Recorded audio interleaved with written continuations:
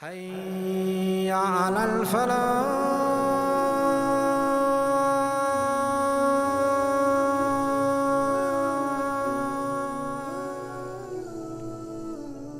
Ancient Iran, historically known as Persia, was the dominant nation of Western Asia for over 12 centuries, with three successive native dynasties, the Achaemenid, the Parthian, and the Sasanian, controlling an empire of unprecedented size and complexity. In 550 BC, Cyrus the Great became king of Persia. Over the next 40 years, the Persians brought one region after another under their control. Persian kings treated the groups they conquered with fairness and respect. They allowed conquered peoples to follow their local customs. In 522 BC, Darius the Great became king. During his rule, the Persian Empire grew to its greatest size and power. In 330 BC, the Macedonian king Alexander the Great led his army into Asia and conquered the Achaemenid Empire, establishing Greek control over the region for more than 2 centuries. During the 2nd century BC, the Parthians reclaimed the lands lost to the Greeks. And by the beginning of the 1st century BC, the Romans replaced the Greeks as the major force in the Mediterranean, becoming the new rival to Persia. In AD 224, the Parthians were overthrown by another Iranian dynasty, the Sasanians, who inflicted many defeats on the Romans before restoring a balance of power that endured until the Muslims arrived in 651 AD. The Persians became Muslims, but kept their own language, which is called Farsi or Persian. A ruling family from Persia called the Safavids regained control in the early 1500s. They called their country Iran. Today, with a mostly Persian ethnic population of almost 90 million, Iran ranks 17th globally in both geographic size and population, officially an Islamic republic. The Sasanian Empire, which ruled the vast region between the Oxus and Euphrates rivers from 223 AD to 651, was perhaps the most influential of all ancient Iranian empires. Neighboring Rome in the west, the Chinese Empire in the east, and in direct relations with the nomadic states of the Eurasian steppe, it was called one of the two eyes of the world. Its territories included ancient centers of civilization, such as Sumer, Babylon, Elam, and Persia, an empire that stopped Roman advancements in the Near East, controlled the Caucasus Passage, and secured and subdued Central Asia. It was also a center of culture, from its magnificent architecture to metal and glass works and fine textiles, whose heritage was apparent in both the medieval European world and within the Islamic civilization that came to dominate its territories. Zoroastrianism was the official religion of Iran until the Islamic conquest, an ancient religion that influenced both Christianity and Judaism, as well as Manichaeism, the Gnostic religion, which was at one point the faith of Augustine, originated and flourished in the Sasanian domains. So how did the Muslims who expanded from the depths of the Arabian desert in the 7th century overrun the Sasanian Empire? It was the Battle of Al-Qadisiyah that opened the Persian heartland to Islamic penetration. The historians stated that the Muslims were between 7,000 and 8,000 strong, and that Rostam, the Persian commander, had 60,000 troops. Victory at the Battle of Nahawand cemented the conquest. Ibn Kathir, rahimahullah, said, "It was a mighty battle of great significance and wondrous events, and the Muslims used to call it the conquest of conquests." By the year 751, when Muslim armies overcame Chinese resistance at the Battle of Talas, the Islamic domain extended beyond the Indus River to the east and the Oxus River to the north. The Zoroastrian world, once so powerful that it projected its power from Athens, Kabul, was now a part of the larger Islamic world. Some of the earliest companions of the Prophet ﷺ were Persians, and their names are honored by Muslims the world over. Salman al-Farisi radiallahu anh was one such distinguished companion. During the first 40 years of the Umayyad rule, the diffusion of Islam into the Persian heartland was slow. The Arabs made no attempt to force the religion on the Persians and left them alone as long as they paid the protective tax and obeyed the laws of the state. Taxation, not conversion, appeared to be the primary concern of the caliphs in Damascus. The situation changed with the ascent of Caliph Umar ibn Abdul Aziz. Alone among the Umayyads, he made an attempt to reach out to the conquered people. Discriminatory taxes were abolished, and the newcomers were accorded the same dignity as that given to the established Arab nobility. Conversion accelerated, and when the Abbasid revolution erupted in 750, the Persian element tilted the balance of power in favor of the Abbasids. Foremost among the leaders of the revolution was Abu Muslim, a Persian general of singular capability and determination. The Persians were carriers of an ancient civilization that had extensive interactions with the civilizations of China and India. They brought with them advanced technologies, effective methods of agriculture, a universal philosophy, mathematics, astronomy, and a tradition of efficient state administration. Their presence was felt in the Islamic community as early as the time of the Prophet. It was Salman al-Farisi who suggested to the Prophet that a defensive trench be constructed around Medina to thwart the invading Meccan armies. The trench made a crucial difference in the outcome of the armed encounter, which was termed the Battle of the Trench. The Persian mastery of carpet weaving was noticed as early as the reign of Caliph Umar ibn al-Khattab radiallahu anh. After the Battle of Madain, an exquisite carpet called Farsh al-Bahar was brought to Medina from the Persian capital.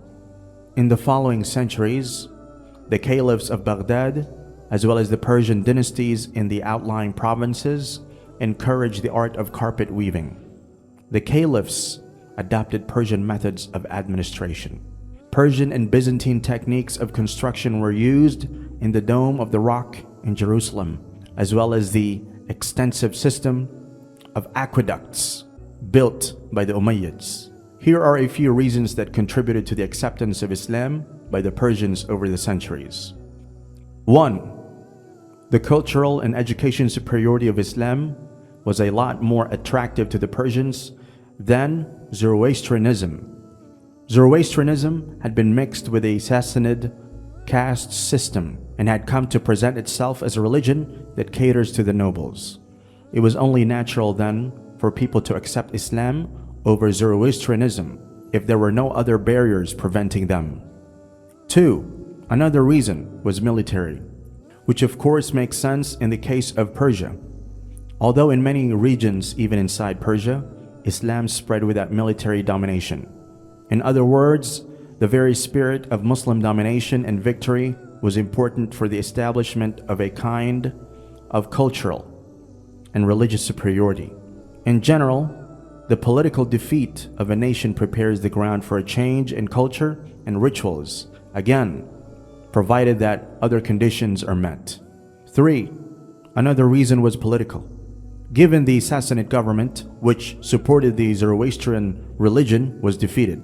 The Sassanid Empire was a type of theocracy, and now that an attack had been carried out on the basis of a new religion, it was primarily challenging the previous religion. As it no longer had any political support, it faced challenges. 4. Another reason was social, perhaps the most important of which was the settlements of the Arabs in Persia, such that many Arab tribes settled in different cities and gradually spread Islam. It should be clearly said that the settlement of Arabs in Persia has been one of the most important reasons for the success of Islam in the region. This settlement was sometimes in the form of tribes, as they occupied a neighborhood, or sometimes when an individual took up residence in a vicinity, although their impact was only in the case if they happened to have been a prominent figure, such as a scholar, companion, or a tabi'i. who could help establish a school of thought by settling in a city. It is worth mentioning that Arab tribes settled in most cities of Persia.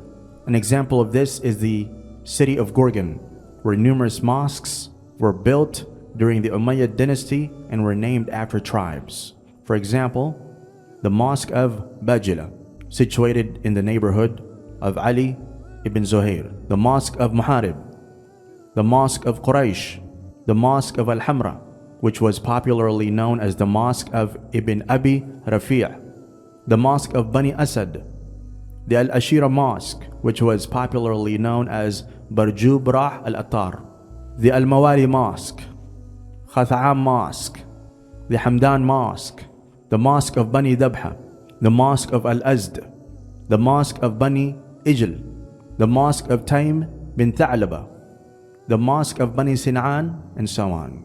Of course, sometimes the natives were dissatisfied with the presence of the Arabs, but gradually they became accustomed to them.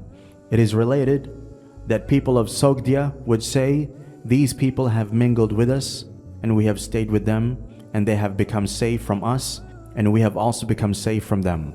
One interesting point is that the 18 companions of the Prophet ﷺ had come to Isfahan.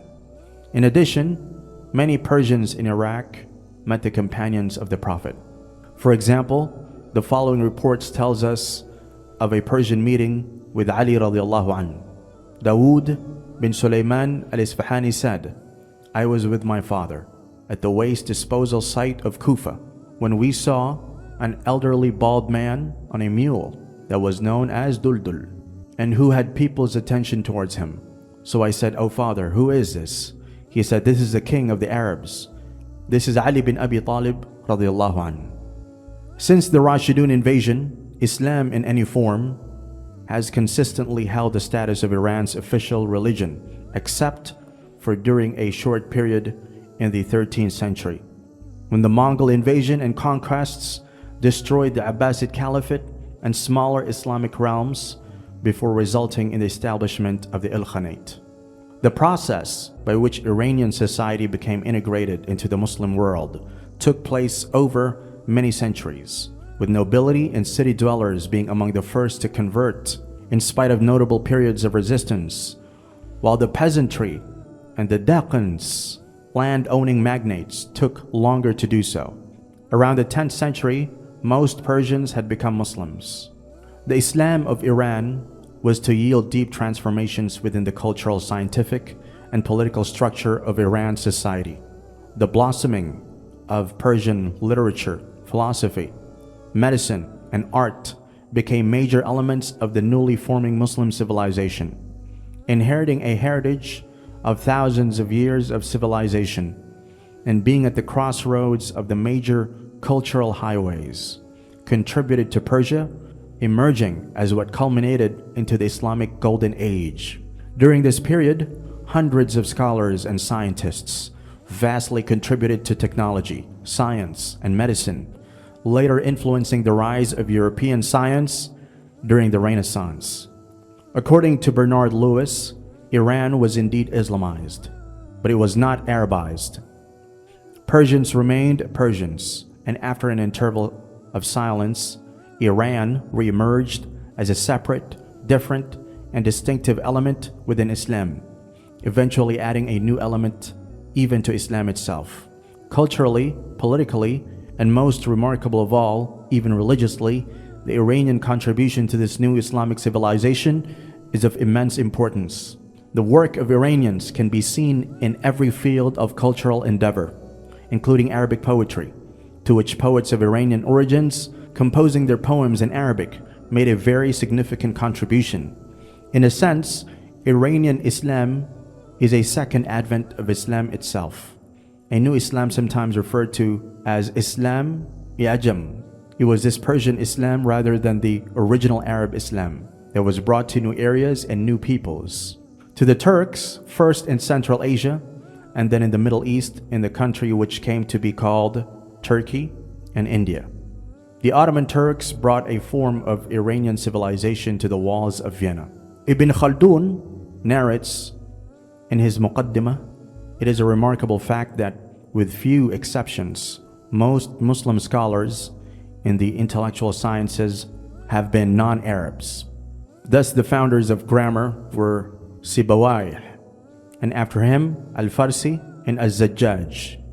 All of them were of Persian descent. They invented rules of Arabic grammar. Great jurists were Persians. Only the Persians engaged in the task of preserving knowledge and writing systematic scholarly works. Thus, the truth of the statement of the Prophet becomes apparent. If learning were suspended in the highest parts of heaven, the Persians would attain it. The intellectual sciences were also the preserve of the Persians, left alone by the Arabs who did not cultivate them, as was the case with all crafts. This situation continued in the cities as long as the Persians and Persian countries, Iraq, Khorasan, and Transoxiana, modern Central Asia, retained their sedentary culture. The Abbasid Caliph is even quoted as saying, "The Persians ruled for 1,000 years and did not need us Arabs even for a day. We have been ruling them for 1 or 2 centuries and cannot do without them for an hour." Between the 7th century and the 15th century, Sunni Islam was the dominant sect in Iran, and Iranian academics of this period contributed greatly to the Islamic Golden Age. In the 16th century, the newly enthroned Safavid dynasty initiated a massive campaign to install Shia Islam as Iran's official sect. The Safavid conversion of Iran to Shia Islam was a process of forced conversion that took place roughly over the 16th through 18th centuries and turned Iran, which previously had a Sunni majority population, into the spiritual bastion of Shia Islam. It was a process that resulted in hostility with Iran's Sunni neighbors, most notably the Ottoman Empire. The conversion also ensued the dominance of the Twelver sect within Shiism over the sects of Zaydiyya and Ismailism, each of whom had previously experienced their own eras of dominance with Shiism. Through their actions, the Safavids reunified Iran as an independent state in 1501 and established Twelver Shiism as the official religion of their empire, marking one of the most important turning points in the history of Islam. As a direct result, the population of the territory of present-day Iran and neighboring Azerbaijan were converted to Shia Islam at the same time in history. Both nations still have large Shia majorities, and the Shia percentage of Azerbaijan's population is second only to that of Iran. Pivotal as Iran was in the political developments of Muslim Asia, its primary contribution was to preserve, reinvigorate, and transmit the spiritual legacy of Islam through its language, art, and architecture. While the Arabs provided the ideational foundation of the edifice of Islam, it was the Persians who adorned it with beauty and embellished it with spirituality. The primary medium for this achievement was the Farsi language, the lingua franca of the East, and the court language of the dynasties in Persia, Turkey, Central Asia, Afghanistan, and the Indo-Pakistan subcontinent. Persia was the fountain of tasawwuf that extended the boundaries of Islam after the Mongol-Tartar deluge. Indeed, Persia was the land where the soul of Islam was rediscovered.